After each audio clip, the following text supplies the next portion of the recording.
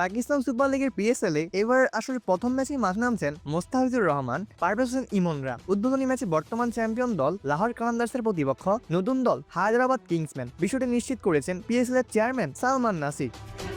PSL এর এবারে আসলে সরাসরি চুক্তিতে দল পেয়েছেন মোস্তাফিজুর রহমান। 6 কোটি 44 লাখ রুপিতে তাকে দলে ভিড়িয়েছে লাহোর কালান্দার্স। এর আগে 2018 সালে একই দলের হয়ে পিএসএল এ খেলেছিলেন মোস্তাফিজ। বাহাতি পেসার মোস্তাফিজের পাশাপাশি একই দলে খেলবেন পারভেজ হোসেন ইমন। এবারে প্রথম কোন ফ্রাঞ্চাইজি দিকে খেলবেন ইমন। তাকে নিয়ে বিশেষ পরিকল্পনা আছে লাহোরের। সম্প্রতি এক পডকাস্টে লাহোরের কর্ণধার শামীম রানা বলেছিলেন, ওর ইমন মধ্যে যে প্রতিভা আছে সেটা নজরে আসার মতো। সে উইকেট রক্ষক ব্যাটার, ওপেনিংও খেলে, আবার 4 নম্বরেও খেলে। ওকে দুইটা পজিশনের জন্য আমরা বিবেচনা করছি। সে খুবই রোমাঞ্চকর একজন প্রতিভা।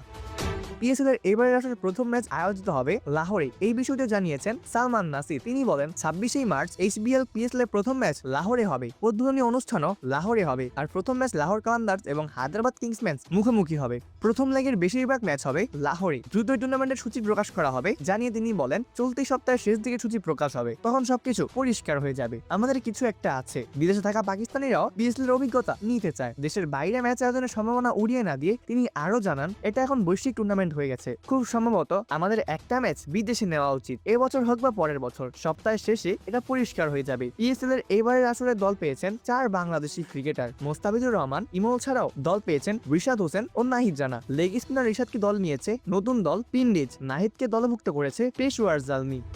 অপূর্ব দাস, ফ্লেভার্স নিউজ।